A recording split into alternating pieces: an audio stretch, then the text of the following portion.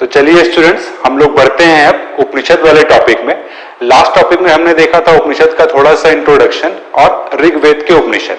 अब देखते हैं हम लोग इस लेक्चर में पहला जो टॉपिक है हमारा यजुर्वेद। तो यजुर्वेद के हम लोग उपनिषद देखेंगे।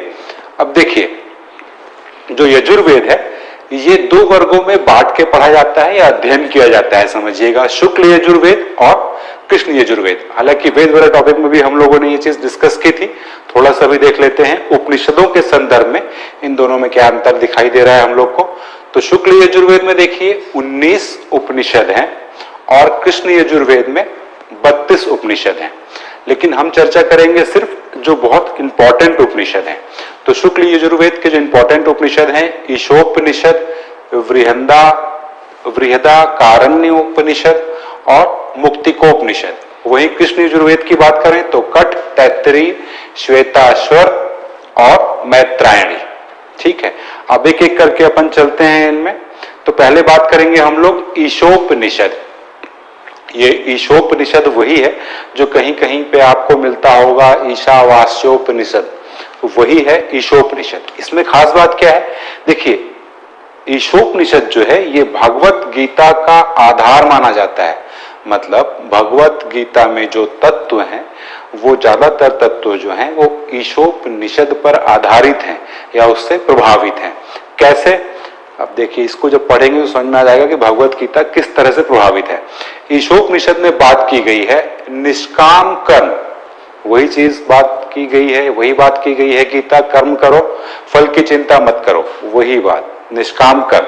आगे परमार्थ ज्ञान की प्रधानता, ईश्वर की सर्वव्यापकता। यार इंपॉर्टेंट जो याद रखने वाला पॉइंट है, एक चीज तो यही जो क्वेश्चन बनते हैं कि ये इनमें से कौन सा उपनिषद यजुर्वेद का है या नहीं है, या और डीप में गया तो इसमें से कौन सा शुक्ल यजुर्वेद का उपनिषद नहीं है। ये तीन का नाम दे दिया, एक नाम इधर से दे दिया, तो आप ऐसे समझ जाएंगे। और अंदर गया, जैसे मान लीजिए किसी ईशोपनिषद के अंदर ही चला गया, तो इसकी खास बात यही आएगी भागवत गीता और एक चीज निष्काम कर्म।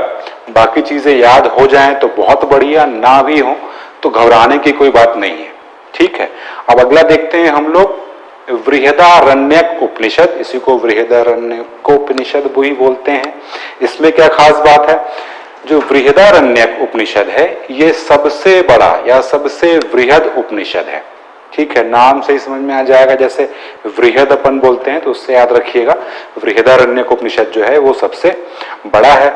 इसमें बहुत सारे संवाद हैं, किससे किसके याद रखिए, अजातशत्रु, याज्ञवल्क्य, गार्गी, मैत्रेयी, जनक, कात्यायनी, जाबाली और श्वेत केतु, इन सभी का संवाद दिया गया है किसमें, बृहदारण्यक उपनिषद में।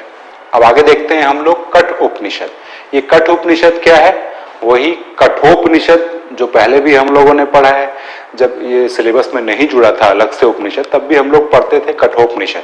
ठीक है, अब जो बातें वहां नहीं पढ़ पाए हैं वही खास बात इसमें यहाँ पे क्या है कि जो कठोपनिषद है इसमें आत्मा को पुरुष कहा गया है, यानी आत्मा के लिए पुरुष शब्द का यूज किस उपनिषद में किया गया है, कठोपनिषद में। और अगली बहुत इंपॉर्टेंट चीज, यम नचिकेता का संवाद। यम नचिकेता का संवाद कठोपनिषद से लिया गया है। बाकी चीजें वो डिस्कस नहीं कर रहा हूं जो पहले पढ़ चुके हैं, है ना, कि कठोपनिषद में क्या है जो पहले पढ़ते थे हम लोग। जो अभी इस सिलेबस के अनुसार जो खास खास चीजें हैं उनको अपन देख रहे हैं। अब देखिए तैत्तिरीय उपनिषद। तैत्तिरीय उपनिषद में खास बात वैदिक मंत्रों के उच्चारण के प्रकार बताए गए हैं। मतलब जो वैदिक मंत्र वेदों में जो दिए गए हैं, किन किन मंत्रों को किस प्रकार से उच्चारण करना है, ये बात की गई है तैत्तिरीय उपनिषद में।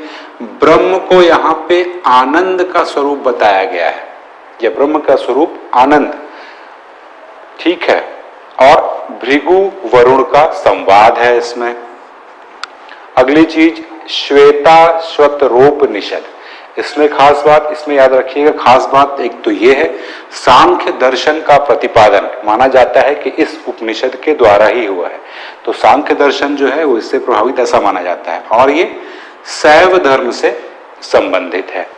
अगली चीज मैत्रायणी उपनिषद। मैत्रायणी उपनिषद की सबसे खास बात यह है कि इसमें अष्टांग योग और हठ योग का वर्णन किया गया है।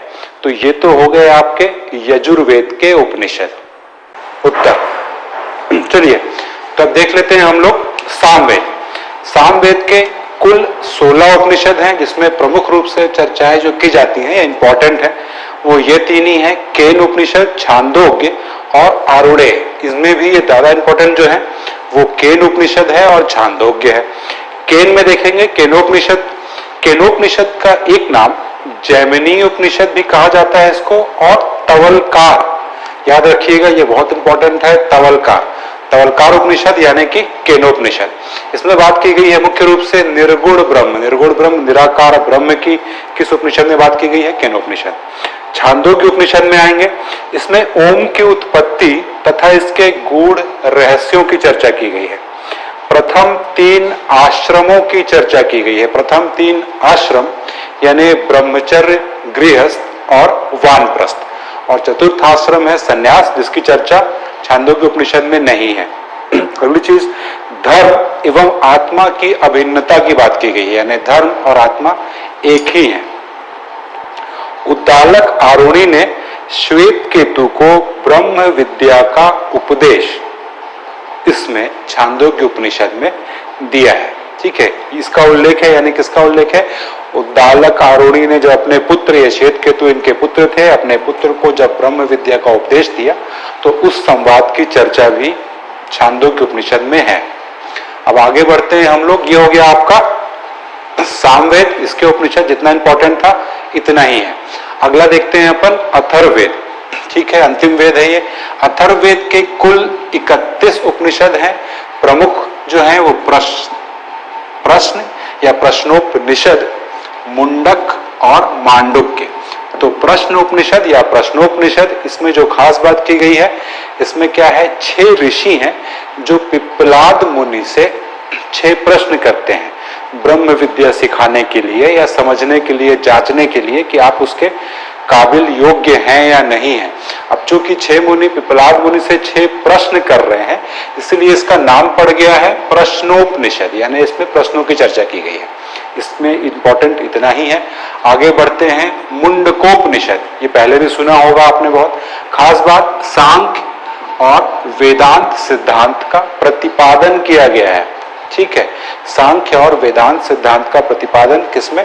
मुंडकोपनिषद में। द्वैतवाद सिद्धांत का प्रतिपादन भी मुंडकोपनिषद में किया गया है। और सबसे इंपॉर्टेंट, जो शायद जानते भी होंगे आप लोग, कि सत्यमेव जयते वाक्य मुंडकोपनिषद से लिया गया है। अब अंतिम इसका देखते हैं मांडुक्योपनिषद। मांडुक्योपनिषद में खास बात, वेदांत दर्शन का सर्व प्रमुख आधार। याद रखिएगा, यहाँ पे वेदांत लिखा है तो ये वेदांत सिद्धांत का प्रतिपादन किया गया है। और जो वेदांत सिद्धांत का आधार है वो क्या है? मांडुक्योपनिषद। और जो मांडुक्य उपनिषद है, ये उपनिषदों में सबसे छोटा है, सबसे छोटा है। और ओमकार के, याद रखिएगा, ओमकार के महत्व की चर्चा, और यहाँ पे क्या था, ओम की उत्पत्ति एवं इसके गूढ़ रहस्य। और जब ओमकार के महत्व की बात की जाएगी तो नाम आएगा मांडुक्योपनिषद। तो ये हो गए अपने पूरे उपनिषद। अच्छा, एक चीज मैं भूल गया था, जब पढ़ रहे थे हम लोग यजुर्वेद के उपनिषद, तो यजुर्वेद का जो कृष्ण यजुर्वेद का एक उपनिषद है मैत्रायणी, है ना, इसकी चर्चा तो हम लोग किए थे। एक बात इसमें खास ये है कि इसी को मैत्री उपनिषद के नाम से भी जाना जाता है।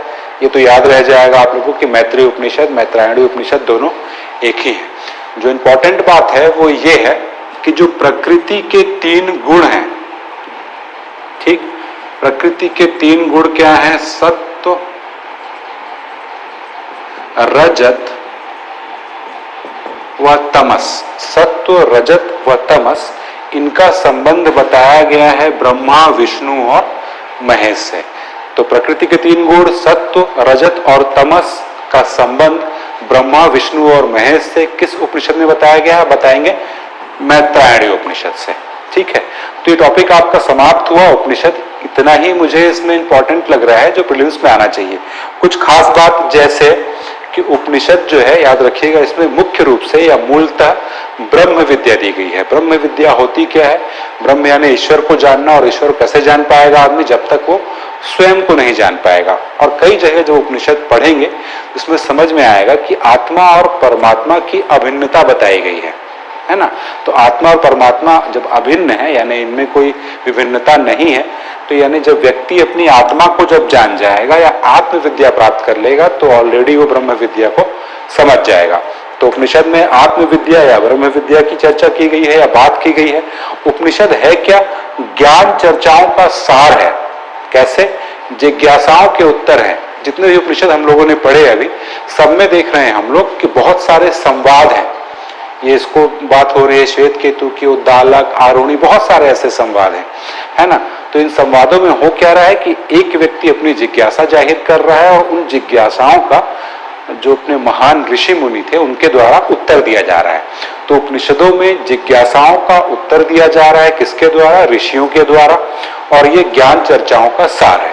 इतना ही याद रखिएगा। मुझे लगता है कि उपनिषद में इतने से काम आपका हो जाएगा।